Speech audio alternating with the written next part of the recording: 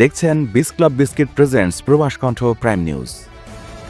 মালয়েশিয়ায় বিদেশি কর্মী নিয়োগের জন্য বেস্টনেট এসডিএন বিএসডি কর্তৃক উদ্ভাবিত নতুন প্ল্যাটফর্ম গ্রহণ করায় কোনো সমস্যা দেখছে না মালয়েশিয়ার মানব সম্পদ মন্ত্রণালয়। সম্প্রতি দেশটির মানব সম্পদ মন্ত্রী দাতুশ্রী আর রামানন জানিয়েছেন, তারা ইউনিভার্সাল রিক্রুটমেন্ট অ্যাডভান্সড প্ল্যাটফর্ম বা তুরাপ নামে এই নতুন ব্যবস্থাটি বাস্তবায়নের প্রক্রিয়া নিয়ে আলোচনা করছেন। তিনি বলেন, আমরা এখানে আলোচনা করছি, এরপর আমি মন্ত্রিসভায় একটি প্রস্তাব উত্থাপন করব। তবে বর্তমানে বেস্টনেটকে সিস্টেম ডেভেলপার হিসেবে কাজ দেয়ায় আমি কোনো সমস্যা দেখছি না। জানা গেছে, তুরাপ সিস্টেমটি এমনভাবে তৈরি করা হয়েছে যা নিয়োগকর্তাদের সরাসরি কর্মী নিয়োগের সুযোগ দেবে।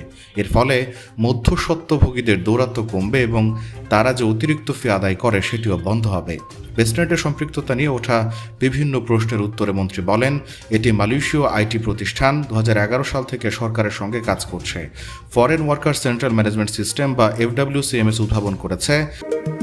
মালয়েশিয়ায় থাকেন, আন্তর্জাতিক কর্মপরিবেশে স্মার্ট ও সফল ক্যারিয়ার করতে প্রস্তুত, তবে আপনাকে খুঁজছে প্রাণ মালয়েশিয়া।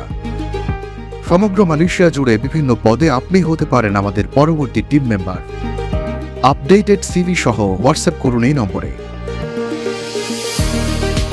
তিনি বলেন, গত 13 বছর ধরে তারা বিনামূল্যে 185টি দেশে তাদের কার্যক্রম পরিচালনা করছে। আমি বেস্টনেটকে সমর্থন করছি না, কেবল তথ্যগুলো তুলে ধরছি। মন্ত্রী রামানন আরও জানান, সরকার অভিবাসন ব্যয় কমানোর লক্ষ্যে কাজ করছে। নতুন এই পদ্ধতির মাধ্যমে নিয়োগকর্তারাই সব ধরনের নিয়োগ ব্যয় বহন করবেন, ফলে কর্মীদের কোনো খরচ করতে হবে না। সম্প্রতি মালয়েশিয়ার প্রধানমন্ত্রী দাতুশ্রী আনোয়ার ইব্রাহিম দেশটির প্রশাসনিক কেন্দ্র পুত্রজায়ে বাংলাদেশের প্রবাসী কল্যাণ ও বৈদেশিক কর্মসংস্থান মন্ত্রী আরিফুল হক চৌধুরীর সঙ্গে বৈঠক করেছেন।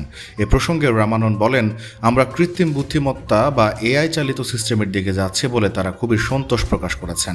উল্লেখ্য, 2023 সালের মার্চ থেকে বাংলাদেশি কর্মীদের জন্য মালয়েশিয়ার শ্রমবাজার বন্ধ রয়েছে। তবে উভয় দেশে এখন খাতের প্রয়োজন অনুযায়ী দ্রুত এই বাজার পুনরায় খোলার ব্যাপারে সম্মত হয়েছে। প্রবাস কণ্ঠ নিউজ ডেস্ক।